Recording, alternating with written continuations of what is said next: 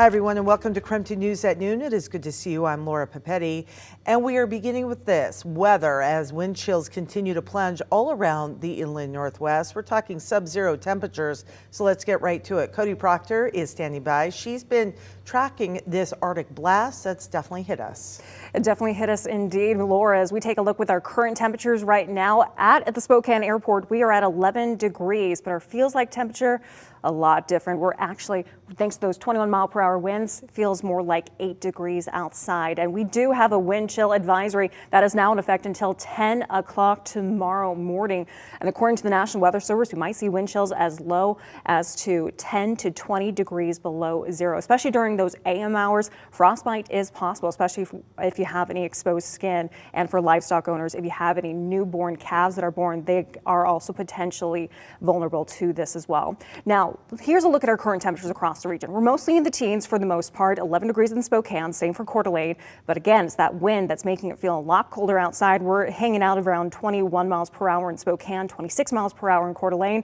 You can see that big drop right there, feeling like -8 in Spokane, feels like -10 in Coeur d'Alene, all the way down towards Lewiston, only feeling like 13 degrees right now, practically balmy in comparison to other parts of the inland Northwest. And hour by hour, we're not really expecting to get out of those teens through today and even into our midnight hours.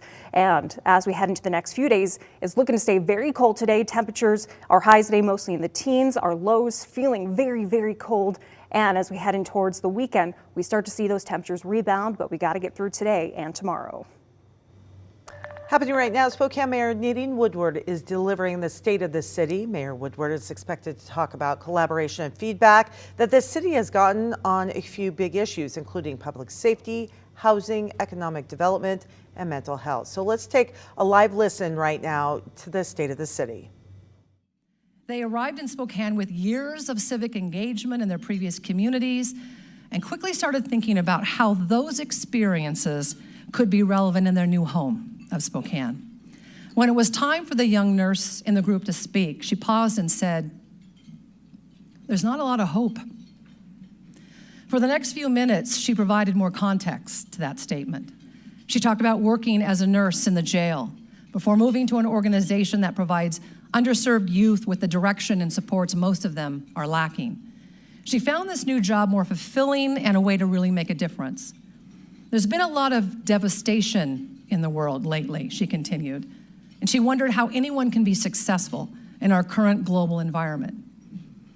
She was talking about financial stability, home ownership, achieving personal and professional goals.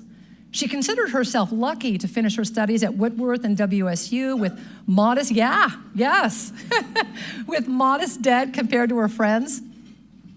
Yet now in her mid-20s and in a job that she absolutely loved, she was still overwhelmed about what the future may hold for her and those around her. There's no hope across many generations, she continued.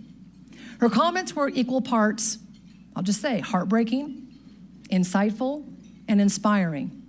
Heartbreaking because hopelessness can spiral into desperation.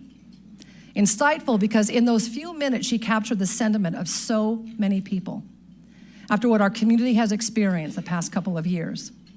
Inspiring because instead of giving up, instead of retreating to her work or the isolation of her home, instead of blaming or saying, that's somebody else's problem to solve, she asked herself, how can I help? And then she acted. She got involved in her neighborhood, surrounded with the people in her neighborhood who have a similar sense of community, bonded with neighbors who have an... All right, listening in as Mayor Woodward delivers the state of the city, which is expected to run until about 1 o'clock this afternoon. We'll certainly bring you the latest from the event coming up on KREM 2 News first at 4. Overnight, the Ruden Edwall School District observed a 2-hour late start this morning. This after an accidental shooting that killed a 15-year-old boy. Ruden police tell us that a 16-year-old boy is in custody. So here's what we know as of right now. Police responded to reports of a shooting at a house on West Summit Avenue and South Laurel Street, just 1 block away from Ruden schools. And we have confirmed the victim was a student at Ruden High School. According to the Ruden police chief, a group of 5 teenage boys were playing video games before one of them revealed they brought a gun to the home. The boy that brought the gun, by the way, did not live at that house. The teens played with the gun before accidentally setting it off, killing the 15-year-old victim. It's a tragedy. What makes it really sad is these 5 boys were all friends. They all hang out together. There was no animosity. It wasn't a crime of hate or of violence. No adults were home at the time of the shooting, and as of now, no charges have been brought forward again at this time against the 16-year-old. However, the police chief tells us the teen will most likely be charged with unlawful possession of a firearm.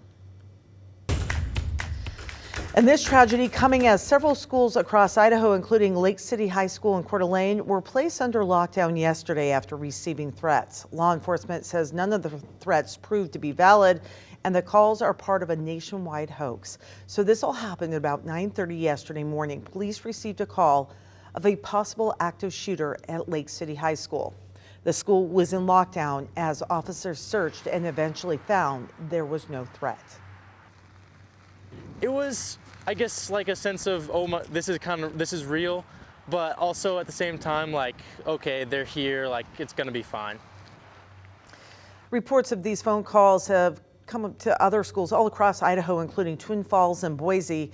The state superintendent of public instruction says these prank calls are certainly no laughing matter. Sadly, we hear about school shootings all the time, and so it raises our, it just heightens the fear that we have, and I can't think of anything worse to play around with than making a mockery of these very traumatic events. Schools in Colorado, New Mexico, and California also received similar threats. Coeur d'Alene police say they believe that the threat came from outside the area. We also know that the Ada County Sheriff's Office in Boise says investigators are working to track the source of the calls. And coming up tonight on KREM News at 6 o'clock, drug overdoses, vehicle crashes, and gun violence top the leading causes of death of children. But are gun-related deaths now the leading killer of children in our country? Washington Governor Jay Inslee claimed that back in December. Today, gun violence, and this is shocking to me, is the leading cause of death of our young people. But is that true, and what does the data show? Tonight on KREM News at 6, our Mark Hanrahan verifies that claim. Across the country, Transportation Secretary Pete Buttigieg is on the ground at the scene of the toxic train derailment in Ohio. Today, the National Transportation Safety Board revealing it's looking at wheel bearings in the final stages of failure just moments before the crash. CBS's Skylar Henry has more. Trains continued along this busy rail corridor in East Palestine, Ohio, as Transportation Secretary Pete Buttigieg got his first look at the charred remains of tank cars that flew off the tracks earlier this year. The secretary noted an odor still lingering in the air. Yeah. 11 derailed cars on that Norfolk Southern train were carrying a hazardous payload. As investigators determine the cause of the derailment, they're also looking at the car's standards. Legacy cars that are due to be phased out, those are the cars that failed. In its initial findings released today, the National Transportation Safety Board found the train was traveling below the 50-mile-per-hour max speed. But, quote, surveillance video from a local residence showed what appeared to be a wheel bearing in the final stage of overheat failure moments before the derailment. The Biden administration has defended its timing on a visit, saying it's appropriate now that the EPA has declared the emergency phase of the crash to be over. For residents, the concern is far from over. They're worried about damage from the toxic burn-off and wary of heavily polluted soil and creeks, like this one CBS News filmed yesterday. I'm afraid of the chemicals coming here and the after effects, and, you don't know. You're not going to know. A Pennsylvania congressman whose district borders East Palestine has called for the rail company to expand its zone for testing and financial assistance up to 30 miles from the site. Skylar Henry, CBS News, the White House.